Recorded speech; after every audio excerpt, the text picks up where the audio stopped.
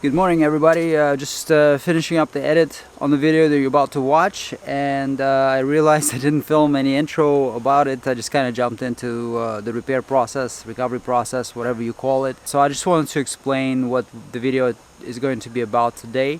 CF cards, we often get them after some type of important video shoot or photo shoot, usually like weddings, birthdays, commercial events and things like that. The good news is that most of the time data can be still recovered. With Lexar cards, which are the most popular ones, I would say, out of the range, the success rate is very, very good. I mean, I can't remember the last time where a CF card that we got was not recoverable. Today's steps that I'm showing is something that I try to do on every card if I feel like it's appropriate, obviously.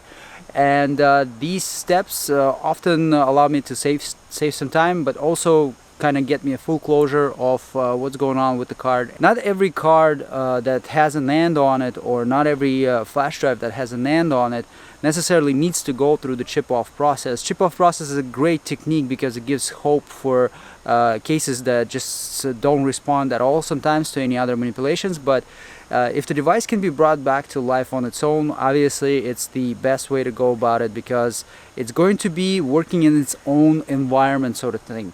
The environment of power that it's supposed to be getting to the NANDs, everything is basically designed by the manufacturer to work up to spec. So if you bring it in to working condition, the unit performs flawlessly. When you do chip-off recovery, you're trying to simulate a lot of things that manufacturers had in place, and some chips can be very, very, very problematic, and reading them may not turn out to be great on the first run. It may not even turn out to be great on the 100th run. Like some cases that we get with the problematic NAND chips, they do require literally months of rereads over and over and over and over and over again, and even then they do not reach perfect condition of error correction. We can assemble data now, but it's not going to be intact just how it was before the unit died. So my preferred way, obviously, if there is a way to fix the device to get it to work, it's the way to go about it. So check out my process, guys. If you need this service, check the link in the description. If you're new to this channel, subscribe, and don't forget to hit like, guys. This really helps. Enjoy the video and let me know what you think.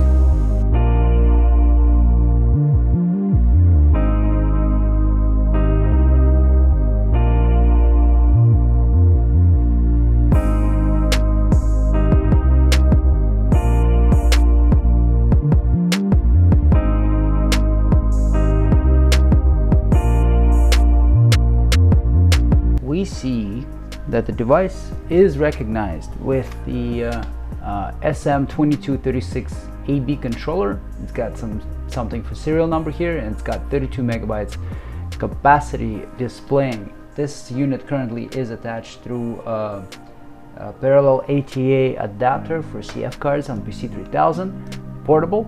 And if I go into sector edit, we're thinking, okay, well, it's got 32 megabytes, there's got to be some data here. No, there's nothing. It's a pattern from a controller. It's basically the device is in safe mode. Most of the time this is caused by losing access to the storage. If you disconnect any of the NANDs from a CF card or any flash drive for that matter, for the most part, you will put that device into a safe mode. That's the very easy way to figure out if the controller is functional or not. So let's inspect our unit. This is a CF card made by Lexar, consisting of 4 NANDs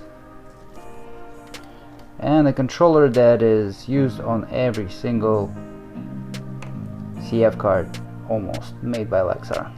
SM2236 GAC. Solder joints on the NAND, so we can check those to make sure they're working still. If they're working, if they're solid, we don't need to really worry about it too much. To me, it looks like all of this stuff is still fine and well attached.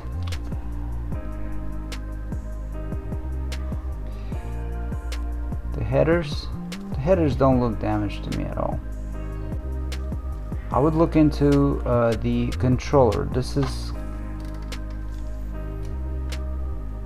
an older device, it wouldn't surprise me that maybe something started to corrode underneath and no longer making contact. Although from the looks of it, everything is really nice and bright and shiny still. Maybe that won't yield any results for us, but it wouldn't hurt to check it out anyways.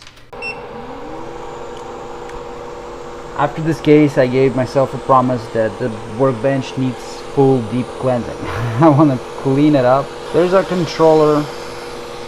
I'm working it at pretty aggressive setting. It's 365 for the temperature, and for the heat for the flow I set my flow to 6.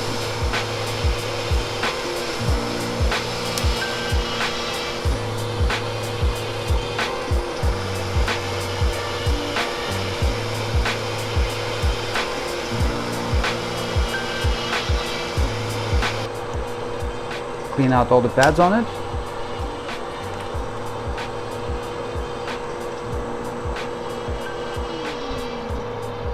Yeah, some of them are kind of dark. I don't know, like, if that's enough to, you know, really stop the contact from happening, but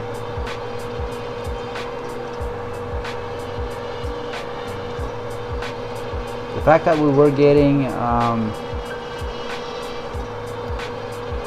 recognition from the controller, it's a really good thing. Because if the problem was on the NAND, usually what happens with these devices is that they sit in a busy state. They sit in a busy state, and you know, doing what we're doing right now isn't really going to change the fact that they will remain in that busy state even after we clean out the controller. Make sure that it's all nice and conditioned. Don't need a lot, just a tiny bit.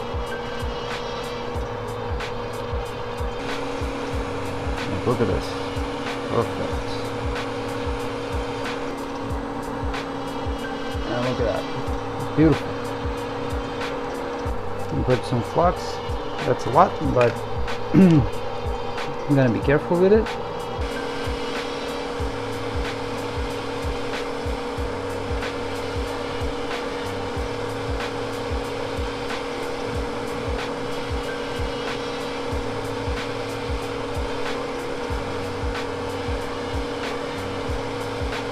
We're gonna swap over to the PC3000 and power on the device. Comes ready. That doesn't really mean anything just yet, and it still doesn't. So now at this point, what can we do? At this point, we can't really do much because it looks like chips will have to come out.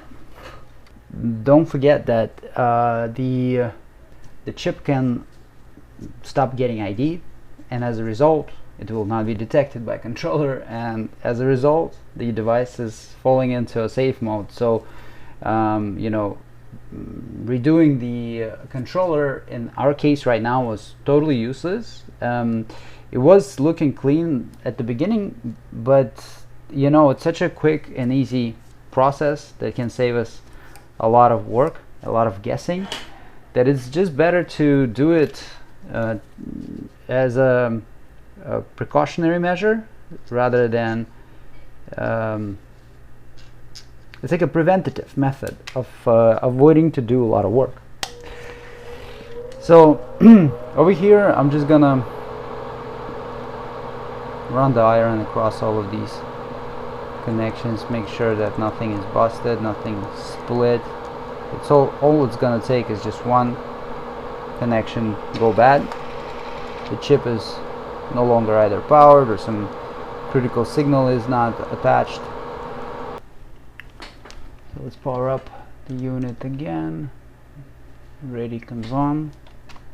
By reading the password, it gives us nothing. 32 megabytes, and 32 megabytes it is. So alright, well, to get this clean, I'm gonna have to get flux. Sorry, not flux, but IPA. I can't do this without IPA, so I'm gonna go to Costco this afternoon. I'm gonna pick up some IPA.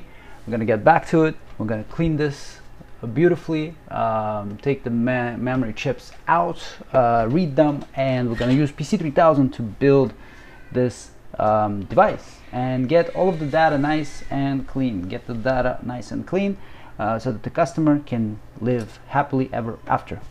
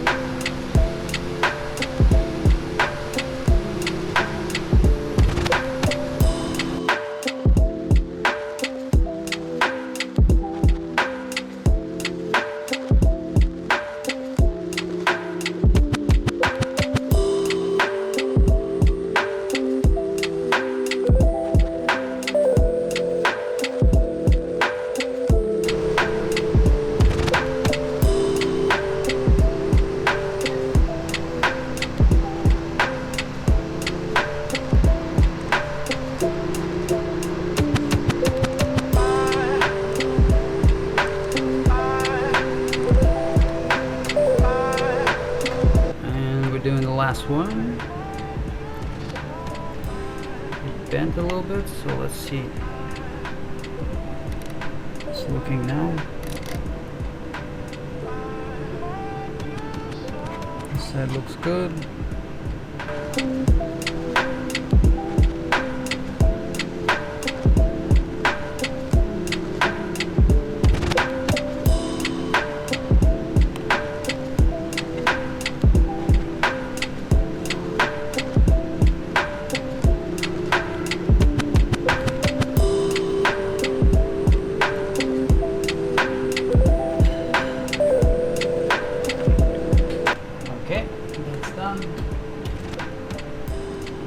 Read ID and read the chip. So I'm probably going to be done within an hour with the ACC mix and everything else.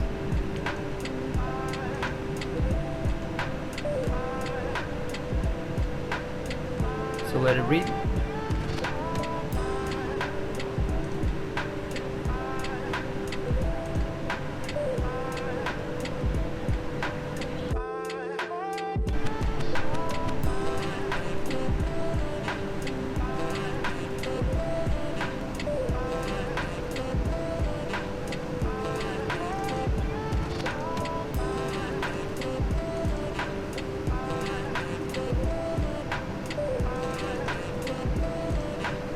Alright, so with this part we're gonna figure out what order we have.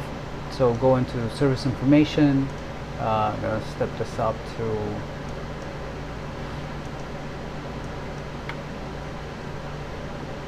in one of the first blocks we will have a header that is going to correspond to our controller. In part 0 we have ending of RA, so I'm going to go ahead and create a notepad file where we're going to just, you know, for reference list all this stuff. Part 0 is RA.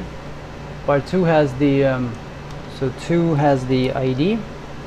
As you can see, this is the ID of our chip. Part 4 has the SM2232PA.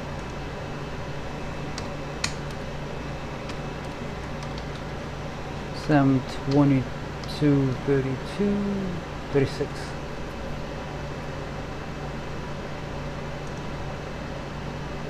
PA and the ID following.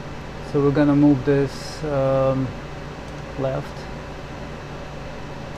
and this left, left and left. Let's just check this one last part before. Same sector.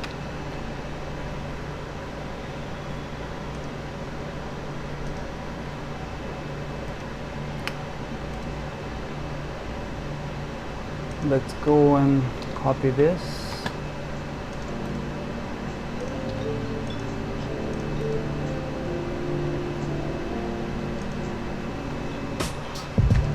Divide this into 4 parts.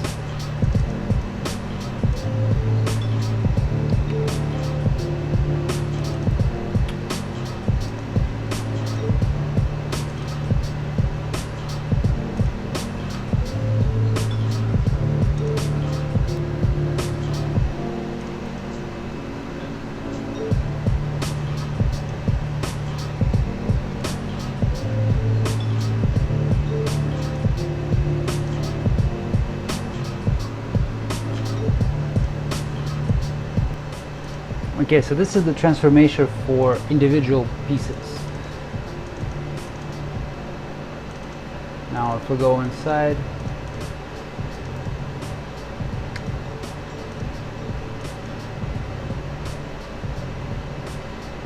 everything is divided properly. We need to join these now by keyword. Keyword is somewhere here.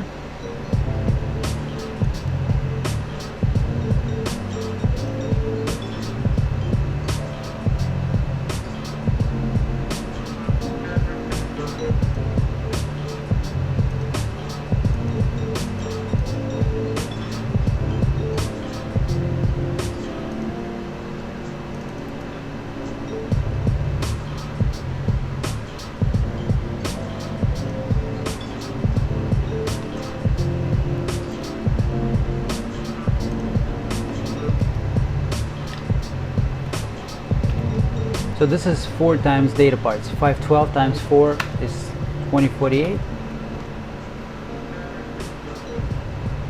And this is the 8 plus 8 plus 8 plus 8 for the markers.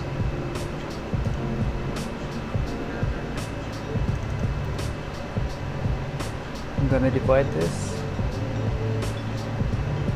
into 4. And we're gonna divide these. We only need the first marker, so we're gonna take first 8 and keep that. So add these. Yeah, there we go. That's how we should have had it.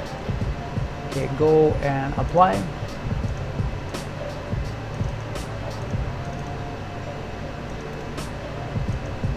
Now we should see some files. You see some files. But they're not functional yet. Why could they be in non-functional state? Well, they could be non-functional because there might be still interleave involved. Let's have a look at those. We see that both of the service areas look very close. So let's eliminate the interleave. And have a look. Yep.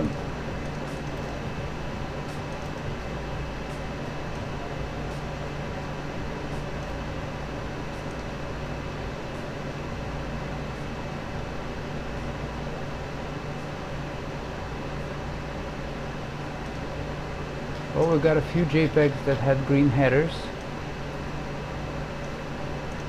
They're really small. So what about the interleave? Do we still have it?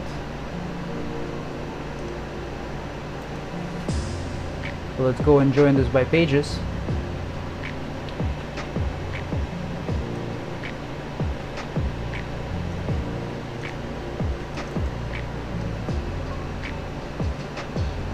And there we go.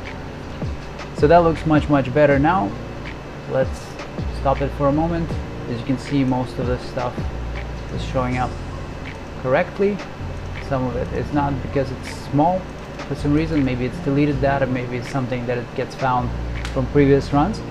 Let's see if we can open up one of these files. File opens up, that means the mix is assembled perfectly. There is really nothing else to ask for.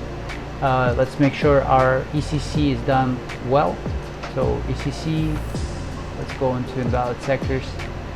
We have 180 kilobytes here, and I bet this one is also 160.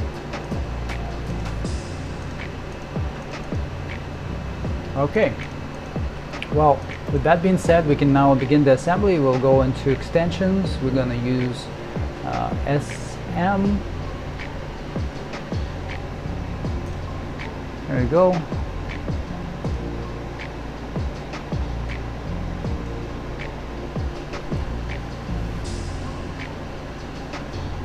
So the translation is built, and we have access to our file system. There's the DCIM folder, and there are the images, just like they were saved in the file system. So yeah, this case is now finished. Now it's time to save the data. It's a successful outcome. Hopefully you guys can relate to this video. If you need help, check the link in the description. We can definitely assist you with this and get you your photos back or videos, whatever you lost. And those of you who are new to this channel, and if you're interested in data recovery, don't forget to subscribe and hit the notification button, guys. That notification button will let you know when the next video comes out. Thanks very much, guys. I'll see you all in the next episode.